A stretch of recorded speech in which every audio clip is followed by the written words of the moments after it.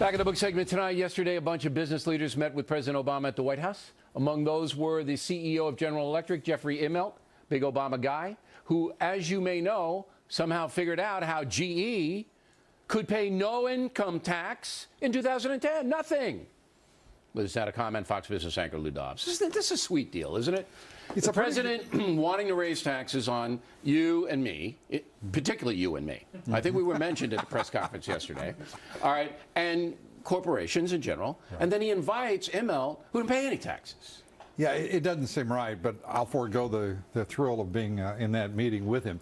It's interesting. Inmelt gets a pass here, and they've had one meeting, by the way, in the Jobs Council which explains our high unemployment rate. Yeah, we should explain to the audience. It was a Job Council, and Inmelt's the president of it, and they had one meeting this year. Yeah. And in that meeting, I think the president was there for like 10 seconds, right? He came in and said, hey, how you guys doing? Then he left. And no one can figure out what they do. And Inmelt's talking like it's really made a major contribution. These 12 CEOs sit down with him, big companies, big multinationals.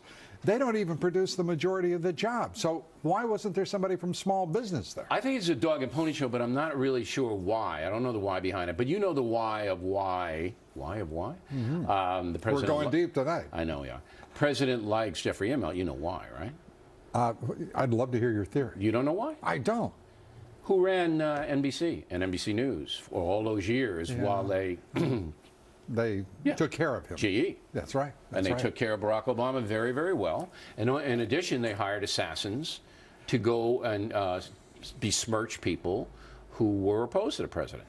He was like, Inmelt was like his Praetorian Guard, and he's being rewarded now. There's no doubt about it. Yeah, it seems like a pretty skinny reward, though, to be the head of the Jobs Council. Looks like they could do something a little more. Yeah, but he gets to go to the White House. He gets to have canopies. He gets to have his picture taken. You know the game. Of course they don't do anything. Well, but just isn't it nervy to invite the guy who pays no income tax for it? Well, it's a little tough. I have to admit. It's a little tough not to invite the folks who create the jobs. It's a little tough not to invite the folks who pay taxes.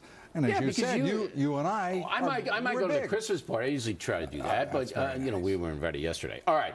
Since the vote, ladies and gentlemen, the Dow is down 700 points. Correct. That's a lot. That is a lot, particularly since it's just a matter of a little over a week here that we're talking about.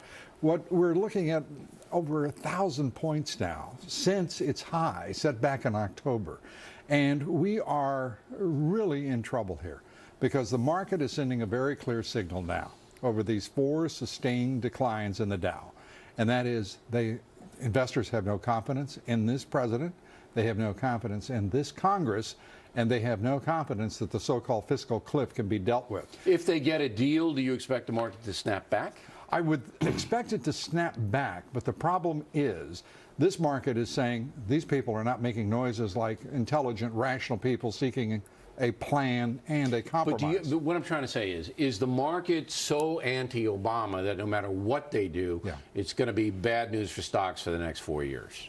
No, that is too. Okay, that's this is a short term then pain. Well, I hope so. But the real issue is, are they going to make? Here's the deal: those 12 CEOs. Yeah.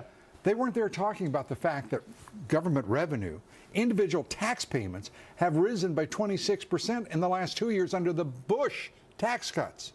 This is an economy that's beginning to work, and now they're trying to destroy it. Well, in your opinion, but Obama would say, the president would say, look, I'm going to get it going because people bought that. But here's the last stat that just came out.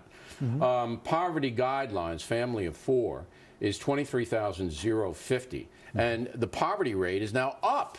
It's up. It came out today, right? It's up 16%. It got almost 50. 16%. Almost 50 million people now, according to the Census Bureau. Right? Correct. And we're looking at a poverty rate. I went back just to look because the war on poverty, you know, you probably don't remember that too vividly because you were so young, but in '65 when they started it, we were looking at black unemployment of 8.1%. We were looking at Hispanic unemployment at that point. This is in '65. In '65. Right. Right now, black poverty has reached 26%. We are looking at, over the course of 46 years, almost no improvement whatsoever, and have spent hundreds of And billions yet of all dollars. the people who, not all, but most of the people who earn $30,000 and less went for President Obama, even though the poverty rate keeps crying. Doesn't really make a lot of sense, but that's what happened. All right, Lou Dobbs, everybody, there he is.